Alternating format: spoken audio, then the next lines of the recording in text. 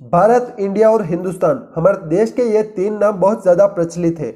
लेकिन कई बार हमारे मन में सवाल आता है कि अगर भारत हमारे देश का असली नाम है तो हम इंडिया, हिंदुस्तान का नाम इस्तेमाल क्यों करते हैं और बीजेपी सरकार देश का नाम भारत क्यों रखवाना चाहती है। आइए जानते हैं। तो देखिए, पहले क्या होता था कि अंग्रेजी या कोई अन्य यूरोपीय भाषा बोलने वाले लोगों को आमतौर पर पूर्वी देशों के नामों को बोलने में काफ़ी समस्याएं होती थी। इसलिए कहा जाता है कि पहले के ज़माने में लोग अपनी सुविधा के अनुसार नाम बदल लेते थे और हम भारतवासी उन्हें आंख बंद करके स्वीकार कर लेते थे। जैसे कि हमारे देश के दो नाम है, असली नाम भारत और दिया गया नाम इंडिया। कांग्रेस के बड़े बड़े मंत्रियों का कहना है कि नाम हटाने से क्या फर्क पड़ जाएगा। तो देखिए, 2010 और 2012 में कांग्रेस के सांसद शांताराम नाइक ने दो प्राइवेट बिल पेश किए थे। इसमें उन्होंने संविधान से इंडिया शब्द हटाने का प्रस्ताव रखा था। तो फर्क 2010 और 2012 में भी नहीं पड़ा था और अब भी नहीं पड़ेगा। अब जानते हैं कि आखिर हमारा संविधान क्या कहता है। तो देखिए, हमारे संविधान के अनुच्छेद 1 में देश का नाम इंडिया दैट इज भारत रखा गया है। इस तरह देश के रियल नाम भारत का उल्लेख एक सहयोगी नाम के रूप में किया गया है। अंग्रेजों की वजह से भारत का संविधान इंडिया का संविधान बन गया और हर जगह इंडिया शब्द का प्रयोग काफ़ी पॉपुलर किया गया था। अब हमारा इतिहास क्या कहता है, आइए जानते हैं। तो देखिए, हमारी संस्कृति और सभ्यता विश्व में सबसे पुरानी है और देश का नाम मूल रूप से भारतवर्ष है।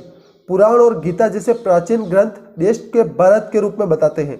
भारत नाम पुराने समय के बहादुर राजा दुष्यंत और रानी शकुंतला के पुत्र चक्रवर्ती सम्राट भरत के नाम से आया है।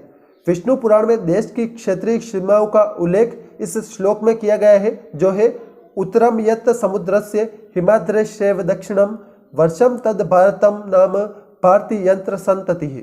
यानी समुद्र के उत्तर में हिमालय की ओर, दक्षिण में जो भूमि है उसका नाम भारत है।